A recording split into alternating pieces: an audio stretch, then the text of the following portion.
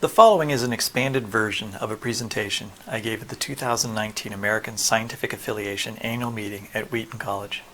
My co-author, Greg Davidson, and I are committed evangelical Christians engaged in scientific careers. I'm a professor of biology at the University of Akron. Greg is a professor of geology at the University of Mississippi. We have both spent decades reading, writing, and discussing the topic of God's creation.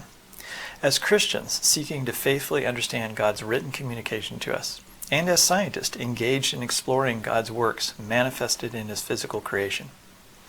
Here we are going to spend some time with a fundamental question that people of all beliefs have grappled with for a long time. What is the origin of the awe-inspiring biological diversity we witness every day? Answers to this question have increasingly divided Christians. The average Christian non-scientist has been conditioned to think in bimodal terms on this topic, as if some Christians are upholding conservative orthodox views of the Bible, while others have been swayed by liberal tendencies. Our intention is not to provide an answer to these questions today, as if that were possible, but rather shed light on the inadequacy of this bimodal simplistic viewpoint and promote tools and questions for engaging in more productive dialogue within the church. To do so, we wish to draw your attention to the changing attitudes about biological evolution among some fundamentalist Christians. These Christians promote an evolving young earth model of origins that we believe has resulted in some substantial changes to orthodox traditions that young earth creationists have traditionally sought to defend. Hence our title, Young Earth Evolutionist, Adaptation of Young Earth Creationist Models and Implications for the Church. The presentation is broken down into 4 parts. First, we're going to describe the model as being promoted by leading young earth proponents today. This isn't necessarily the model that the average young earth follower might fully recognize, but it is where the movement is currently headed. Second, we provide a very brief scientific assessment. With that background in hand, we can explore the theological impacts of that model and questions that we think the church should be asking. So where do we begin? Well, let's begin in Genesis. The backdrop begins there. Genesis 1 says, "And God said, let the earth sprout vegetation, plants yielding seed, and fruit trees bearing fruit, in which is their seed, each according to its kind. And God said, let the earth bring forth living creatures, according to their kinds." We'll focus on a single word here. That word is what I've highlighted there, the word kind. This biblical term is a good entryway to stimulating a conversation about the origins of biological diversity with anyone of any persuasion. For most of church history, the Hebrew word translated as kind was understood to be akin to the forms of animals that we're familiar with, and produced more creatures of the same type.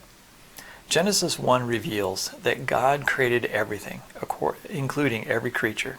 He further reveals to us that we can depend on those creatures behaving according to His rules. So how do kinds figure into this new young earth creationism, or Neo-creationism, as I would like to call it here? The creationist desire to associate a kind with a discrete scientific taxonomic group only became acute with the realization that the world today contains a vast array of different types of organisms that we generally call species.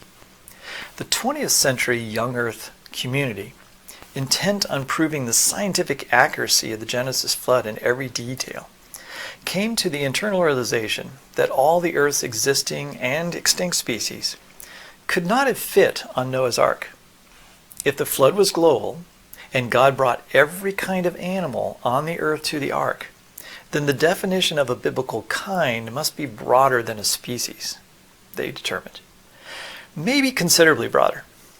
And a broader understanding is exactly what we've seen happen within the young earth community over time. In 1996, John Woodmarat published a seminal book meant to explain how the ark could have fit all the land-dwelling animals. He estimated the ark only needed to accommodate 8,000 kinds. This was quite radical at the time. However, displays posted right now on the Ark Encounter in Kentucky list the 1,387 kinds that were preserved by Noah on the ark. There's even the suggestion in the creationist literature that even this number might be far too high. When one realizes that even extinct kinds must have been present on the ark, As we see here in this display at the Ark Encounter, the problem becomes rather daunting. Consider that conservatively, there's at least 200,000 land-dwelling vertebrate species that have lived in this world. For Woodmarap, if God initially created 8,000 separate kinds, then each created kind would have had to have diverged or branched or evolved into an average of 50 different species. For Ken Ham, his conservative estimate of kinds requires that each kind have produced a whopping 142 species on average. In the Neo-creationism, there's a whole lot of speciation going on. This figure provides an overview of the young Earth model of evolution. Kinds are separate creations, made complete by the end of the sixth day of creation, roughly 6,000 years ago. Since that time, kinds have adapted, diversified, evolved, you can pick your preferred term there, into the diverse species we see today. However, all of the land-dwelling, air-breathing animal kinds experienced an extreme bottleneck down to just 2 individuals, approximately 4,350 years ago. This was followed by a massive re-expansion of diversity into all the wonderful species that we have today. Interestingly, we see Answers in Genesis depict some kinds as surviving this bottleneck only to immediately go extinct, while other kinds have become extremely species diverse, such as the finches, for which there's over 1,500 species in presumably that single kind of bird. In summary, large numbers of species in animal kinds, and presumably all other kinds like plants, can trace their origins to common ancestors, which changed into the vast array of species that we observe today. Today, the typical Christian non-scientist drawn to the young Earth interpretation, and we might add progressive creationists as well, likely feel like Adam encountered and named the animals that we're familiar with. They expect that Adam saw giraffes, zebras, lions, and many other familiar species mentioned throughout the Bible. The idea that Adam only encountered the common ancestors of today's species that would have been unfamiliar to them just seems strange to us. However, the younger community has abandoned the traditional view, except notably for Homo sapiens. Neo-creationists have even moved well beyond Woodmarap, for whom a kind was akin to a taxonomic genus. Today there remains considerable discussion and disagreement among creationists about the limits of evolutionary change within a kind. Does a biblical kind correspond more closely with the taxonomic category of family? For example, Felidae, covering the cat kind, or perhaps as broad as an order. For example, the carnivora would include all meat-eating mammals from hyenas to harbor seals.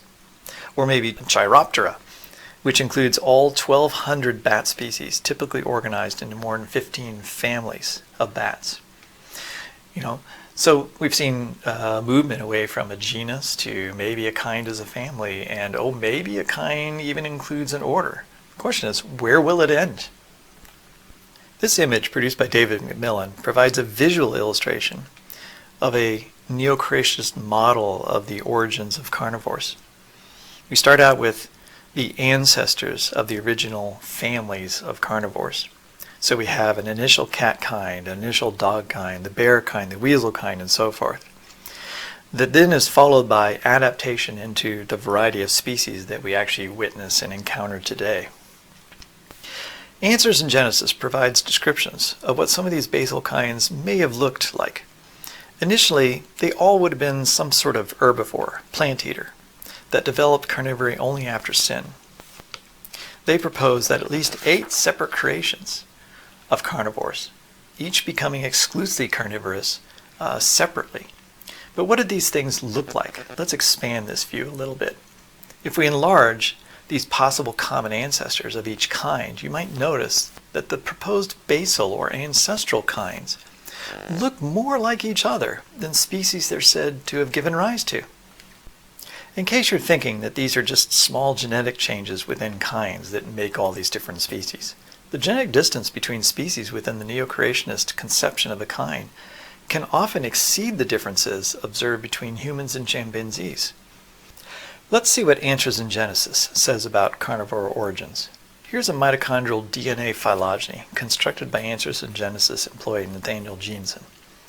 It genetically illustrates for us exactly what we see with our own eyes in the previous figure. The common ancestors for each carnivore kind are indicated by Jeanson by the colored circles. The length of the lines represents the genetic distance or difference between each of the species. Notice that each carnivore kind common ancestor is more similar to each other than the descendants of those kinds are to one another. There's an obvious question here for the Neo-creationist. What would stop Dr. Jeanson from expanding his concept of a kind to include all carnivores? A carnivore kind in which cats and dogs are, in fact, the same kind. Now we come to an important question. We have observed patterns of speciation and seen what Neo-creationists propose the history of life really looks like. But how did all this change from 2 individuals to hundreds of species happen?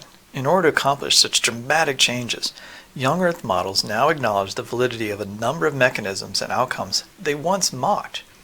Beneficial mutations, jumping genes, gene duplications, genetic drift, natural selection, vestigial organs, genetic imperfections, punctuated equilibrium, transition fossils, descent with modifications. These are all considered tools, natural tools, for making common ancestors evolve into the many descendant species that we have today. These are the bread and butter of any evolutionary theory. I don't expect you to be able to read this chart, but here I've listed some of the mechanisms of speciation that have been proposed in the young Earth literature.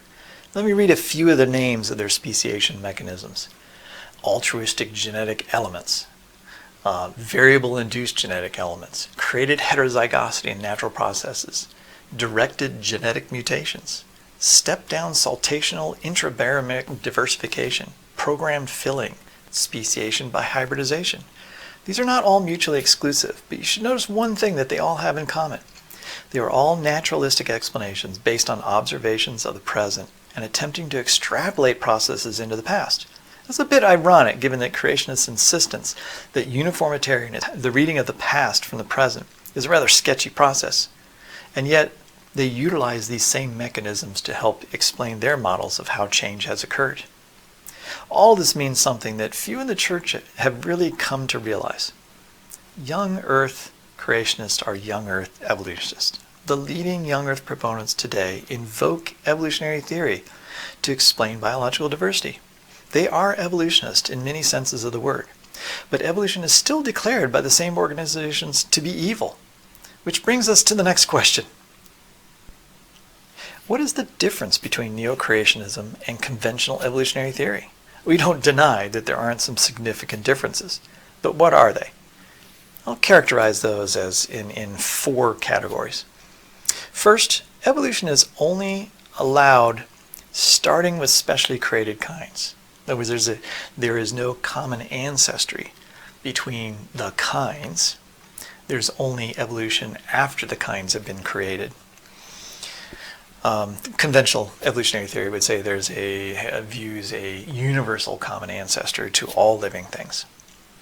2, the original creatures were front-loaded with genetic diversity to allow expression in myriad forms by reproductive sorting. So where does evolution happen, or where do the features come from in the different variants we find in kinds? Well, all that information is front-loaded from the very beginning. God created all that variation and installed it into the kinds, allowing them then to explore that variation through these evolutionary processes following their creation.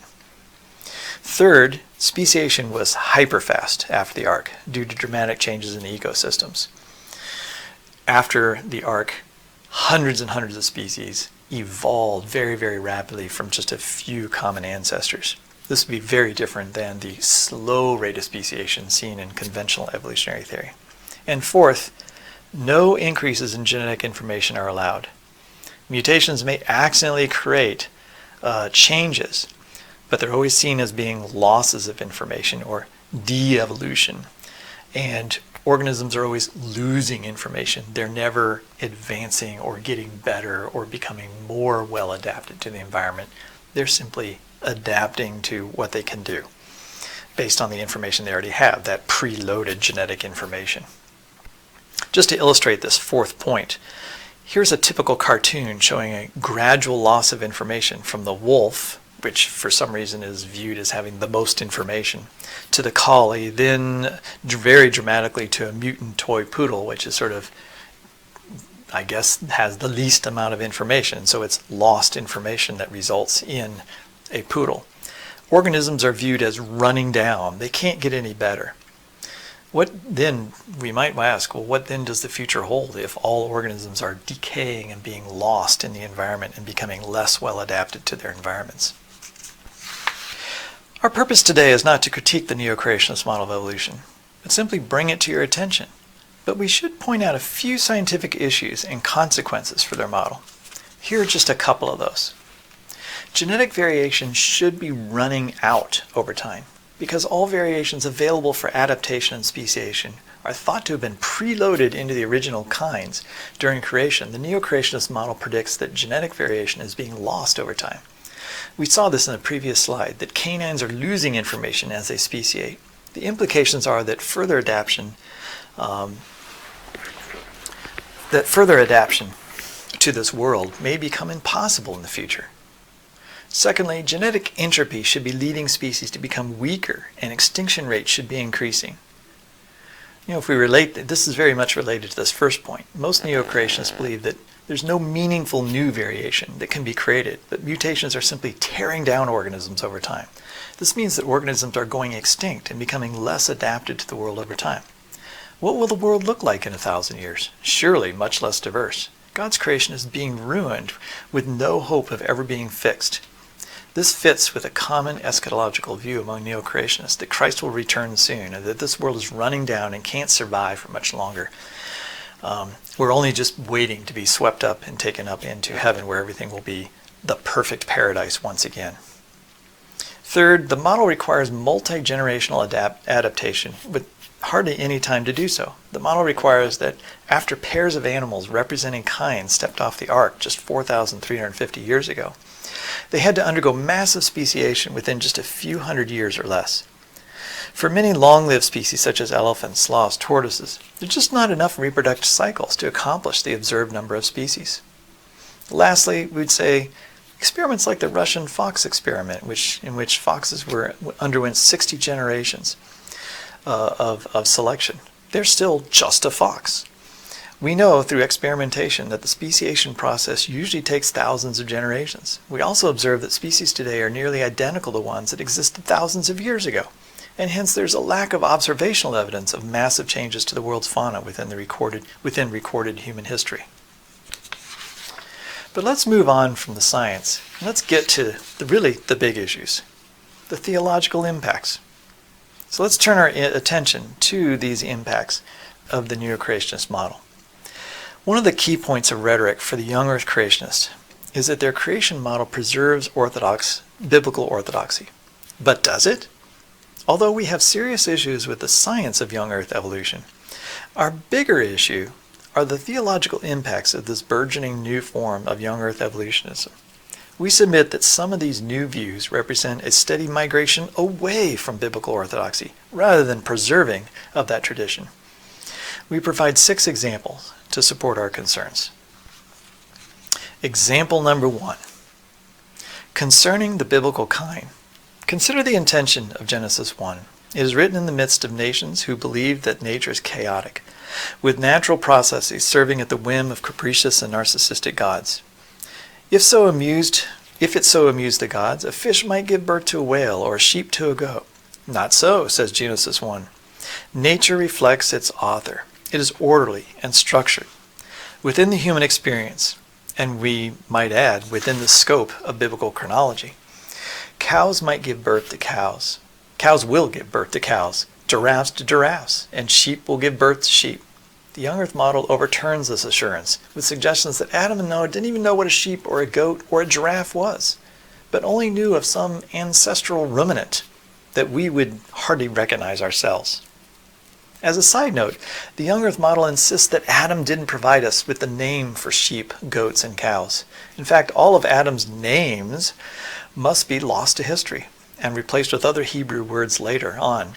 that reflect their post-fall characteristics, often meanings that reflect their carnivorous ways. For example, lion does violence, or eagle, meaning the terror of flesh.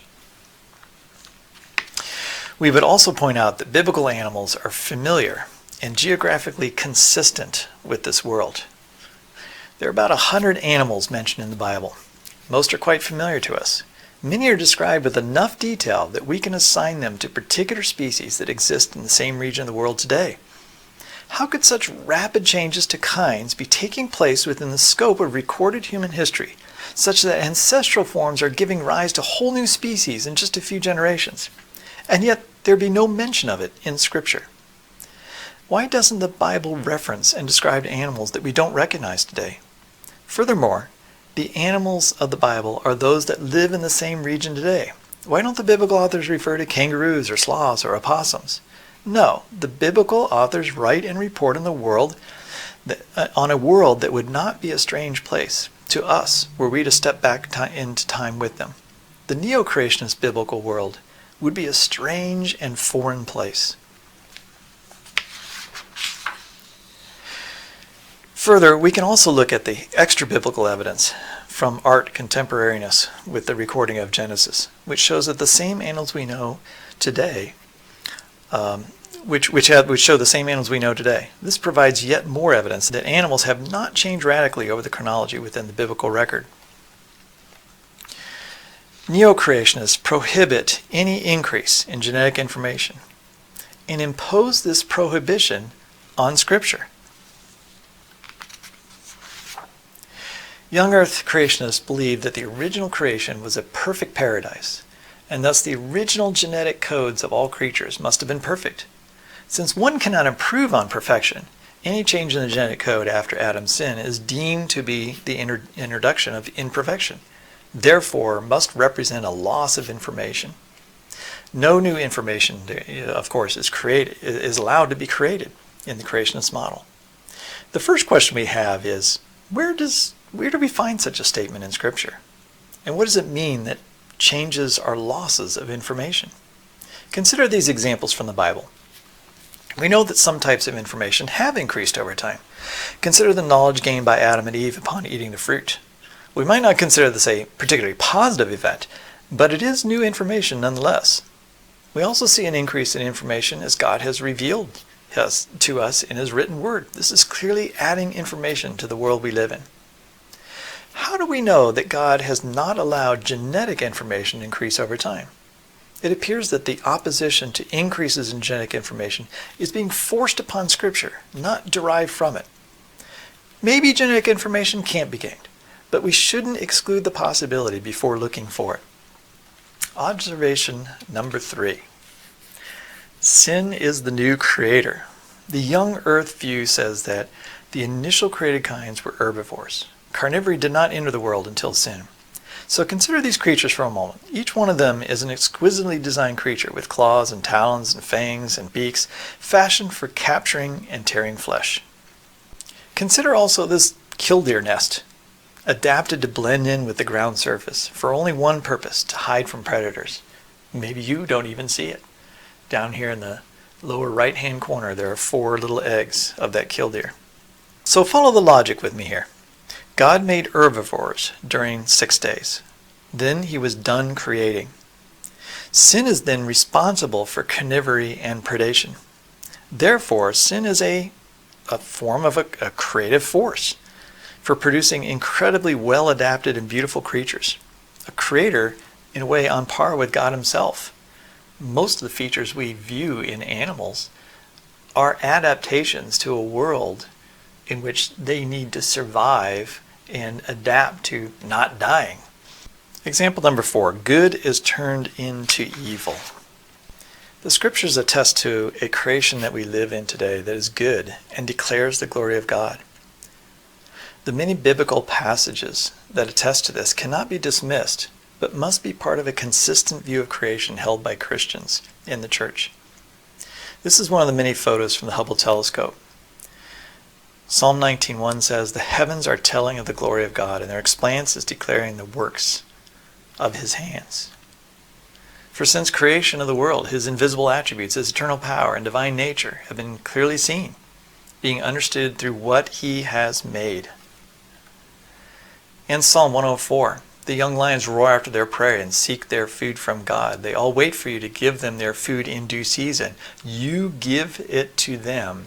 They gather it up. You open your hand. They are satisfied with good. The young earth model says the opposite. Nature hasn't really declared the same message since the creation. The earth and the cosmos declare the corruption of sin. Predation cannot be good. It was a perfect paradise. Take note of what's happening in this last one. As humans, we may cringe at the thought of a baby deer being fed to a lion. We think that's not good, so God can't think that it's good. Meaning we're fashioning God after our own image, after our own expectation, after our own ethic. Who am I to think that I can tell God what in nature is good and what isn't? It appears the young earth interpretation of good and very good, a very good creation, as a perfect paradise that is no longer good, needs to be reevaluated. Observation 5. God is a limited God. He has a limited power to preserve. The biblical account of the flood tells us that God brought animals and birds of every kind to preserve life. But consider the young earth version. Immediately or soon after the flood, more than half of all the kinds God created are allowed to go extinct. According to numbers from the Ark Encounter, Noah's rescue was a failure for 55% of all kinds released from the Ark. This bears repeating. According to creationists, more than 1/2 of the diversity of animal life that God created is already extinct, despite all being preserved for 1,500 years prior to the flood. Remember that kinds to the creationists represent entire taxonomic families of organisms. We're not talking about a few species representing some of the variation within a kind going extinct. Creationists are telling us that entire kinds have gone extinct. The world we live in is devoid of much of the diversity that God originally created. And yet we're told by creationists to marvel at how diverse life is and how amazing God is as a creator, to have made all the things that we see today.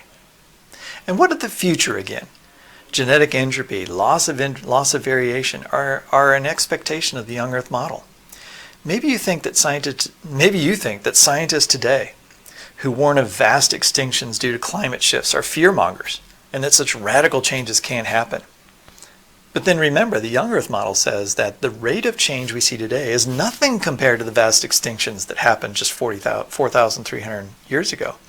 Their model also predicts that extinction may well accelerate well beyond any current prediction, given the loss of genetic variation and mutation load that is building up in species. The future is indeed extremely grim in the creationist view. Lastly, the fine-tuning argument is abandoned. This last one is not so much a biblical issue as it is a philosophical or apologetics issue. The fine-tuning argument is a powerful observation that the existence of life in the universe requires an amazing number of physical constants, ranging from the force of gravity to the strength of nuclear binding energies, that must be incredibly precise. It argues for intentionality, for the existence of a creator. The young earth view has to allow these constraints to vary widely in the past in order to compress the apparent passage of great ages found preserved in nature. As a result, the fine-tuning argument is sacrificed in the young earth model. I'll finish this series with some questions for the church, or for your conversations with others, that also serve as a summary for our theological assessment. Why are we willing to abandon the traditional biblical understanding of kind? Are we ready to say that Adam and Noah didn't really know what a sheep or a goat or a giraffe was? What was that world? Can we relate to Adam's world? Who created the exquisitely designed predators and adapted prey after day 6?